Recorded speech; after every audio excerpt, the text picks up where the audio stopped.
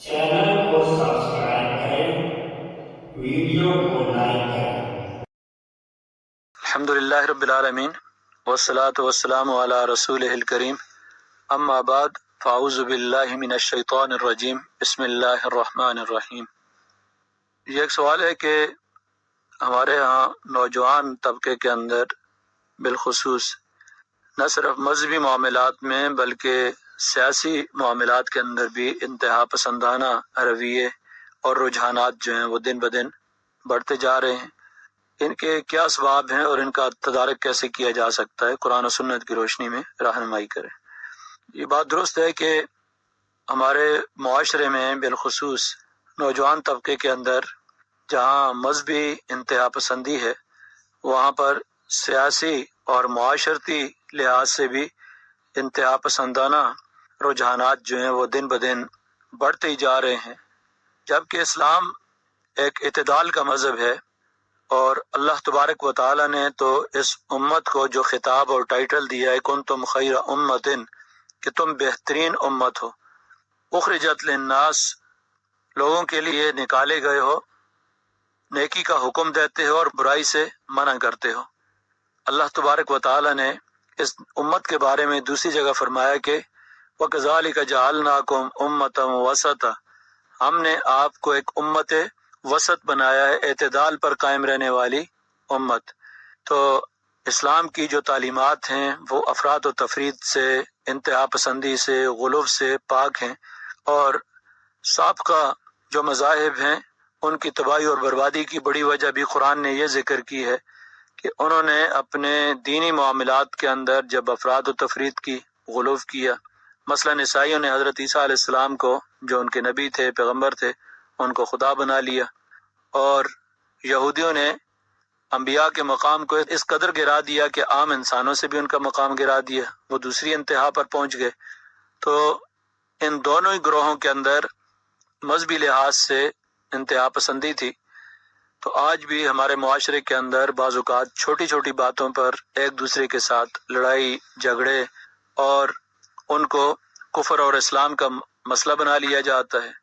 और ये समझा जाता है कि ये छोटी सी बात अगर किसी आदमी ने ऊंची आवाज से आमीन कह दी, रफ़ा यदैन कर दिया, किसी ने नहीं किया, किसी ने आहिस्ता कह दिया, तो इस पर लड़ाई झगड़े मुनाजरे शुरू हो जाते हैं और बल्कि बाज़ औक़ात इस तरह के लोगों को मस्जिदों से निकाल दिया जाता है। तो ये इंतहाई जहालत की बात है। हमारे दीन के अंदर तो बहुत ज़्यादा वसअत है। एक ही इमाम के पीछे हमारे सहाबा इकराम, ताबीन, तबा ताबीन और असलाफ का तर्ज अमल ये था कि एक इमाम के पीछे नमाज पढ़ते थे। वो अगर रफ़ा यदैन कर रहा है तो उसके पीछे बगैर रफ़ा यदैन करने वाले भी खड़े होते थे, अगर नहीं करता था तो उसके पीछे रफ़ा यदैन करने वाले भी होते थे। कुछ लोग ऊंची आवाज से आमीन कहते, कुछ लोग आहिस्ता कहते और ये तनव्वुह है, एक से जायद इबादत के तरीके हैं। लेकिन कुछ ऐसे लोगों ने जो कि अपनी कम इल्मी की वजह से या फ़िरक़ा वाराना ज़हनियत की वजह से लोगों को तकसीम कर दिया है और इसके इंतहाई मुज़िर असरात हमारे माशरे के अंदर निकलते हैं। अल्लाह तबारक व तआला ने तो कुरान मुक़द्दस के अंदर फरमाया, ला तग़लू फ़ी दीनिकुम, दीन के अंदर गुलूव न करो। और ईसाइयों के इस गुलूव को कि उन्होंने तर्क दुनिया करके रहबानियत इख्तियार की, तो अल्लाह तबारक व तआला ने फरमाया कि रहबानियतन इब्तदाऊहा मा कतबनाहा अलैहिम, इन्होंने खुद इजाद की थी, हमने इन पर ये लाजम नहीं की थी। तो तर्क दुनिया के एक आदमी ये समझता है कि मैं अल्लाह तबारक व तआला का कुर्ब इस तरीके से हासिल कर सकता हूँ कि मैं जंगलों का रुख करूँ और तर्क दुनिया करके अल्लाह तबारक व तआला के करीब चला जाऊँ, तो ये भी गुलूव है, इंतहा पसंदी है। जिस तरह बिल्कुल दीन से बेजारी, फराइज तक को भी कोई आदमी अदा नहीं करता और उसको अहमियत नहीं देता, इस कदर दुनिया के अंदर गर्क हो जाता है, ये दूसरी इंतहा है। तो ये इस तरह की इंतहा पसंदी इस्लाम के अंदर नहीं है, बल्कि एक हदीस से इसकी वजाहत हो सकती है। नबी अकरम सल्लल्लाहु अलैहि वसल्लम की एक हदीस है जिसे हज़रत आयशा रज़ी अल्लाह अन्हा बयान करती हैं कि 3 सहाबा इकराम नबी सल्लल्लाहु अलैहि वसल्लम के मामूलात पूछने के लिए उनके पास हाजिर हुए और पूछा कि नबी सल्लल्लाहु अलैहि वसल्लम के घर के मामूलात क्या हैं, इबादत में घर में किस तरह के मामूलात होते हैं। तो हज़रत आयशा रज़ी अल्लाह अन्हा बयान करती हैं कि मैंने بتا دیا کہ نبی صلی اللہ علیہ وسلم کبھی روزہ رکھتے ہیں، کبھی افطار بھی کرتے ہیں، رات کے بعض حصوں کے اندر آرام کرتے ہیں، اپنی بیویوں کے حقوق بھی ادا کرتے ہیں، اور بعض حصے کے اندر اٹھ کر نماز بھی پڑھتے ہیں، تہجد بھی پڑھتے ہیں۔ تو اس پر ان 3 صحابہ کرام نے جو تبصرہ کیا کہ نبی صلی اللہ علیہ وسلم تو معصوم ہیں، اور اگر وہ اس قدر جو عبادت کرتے ہیں کہ رات کو آرام بھی کر لیتے ہیں، کبھی افطاری بھی کر لیتے ہیں، تو ان کے لیے تو بہت ہے، لیکن ہمارے لیے تو یہ بات بہت کم ہے۔ کأنہم تقالوها، اس عبادت کو اور ان معمولات کو انہوں نے کم سمجھا۔ تو ایک نے کہا میں تو زندگی بھر روزے رکھوں گا، دوسرے نے کہا میں رات بھر عبادت کروں گا، اور تیسرے نے کہا میں زندگی بھر جو ہے وہ عبادت کرتا رہوں گا اور نکاح نہیں کروں گا۔ نبی اکرم صلی اللہ علیہ وسلم کے علم میں یہ بات آئی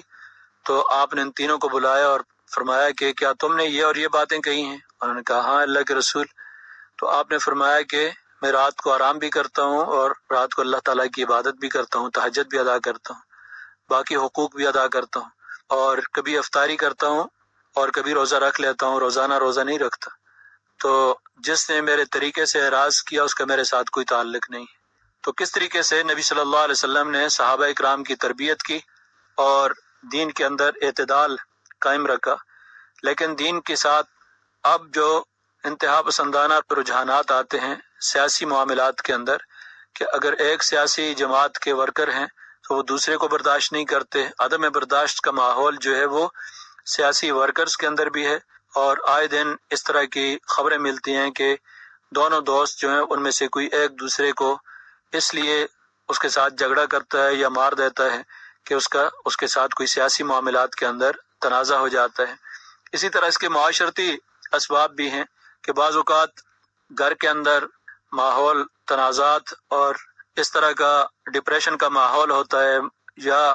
جس ماحول کے اندر وہ زندگی گزارتا ہے وہاں پر اس طرح کے نفسیاتی عوامل ہوتے ہیں جس کی وجہ سے ذہنی دباؤ کا شکار ہوتا ہے، اور کسی ایک طرف افراط و تفرید کا شکار ہو جاتا ہے، انتہا پسندی کا شکار ہو جاتا ہے۔ تو بے شمار اس کے عوامل ہیں، معاشی عوامل بھی ہو سکتے ہیں، معاشرتی بھی ہیں، گھر کا ماحول بھی ہو سکتا ہے، اور سیاسی جو ماحول ہے، مذہبی ماحول ہے، یہ ساری چیزیں ایسی ہیں جو کہ انسان کے اندر انتہا پسندانہ رویے بھی پیدا کرتی ہیں اور رجحانات بھی، لیکن اس کا معاشرے کے اندر بہت زیادہ نقصان ہوتا ہے۔ اس طرح کے معاشرے کے اندر اخوت اور محبت اور اتحاد یگانگت کی فضا جو ہے وہ پیدا نہیں ہو سکتی، اور ہر وقت آپس میں عدم اطمینان اور بے سکونی کی کیفیت رہتی ہے۔ تو اس لیے اگر ہمیں ان چیزوں سے نجات حاصل کرنی ہے تو ہمیں اپنے دین کا بھی صحیح شعور حاصل کرنا ہوگا، اختلافات کے اندر بھی برداشت کا ماحول پیدا کرنا ہوگا، ورنہ ہمارے لیے یہ زمین جہنم بن جائے گی۔ دعا ہے کہ اللہ تبارک و تعالی ہمیں قرآن و سنت کی تعلیمات پر عمل کرنے کی توفیق عطا فرمائے۔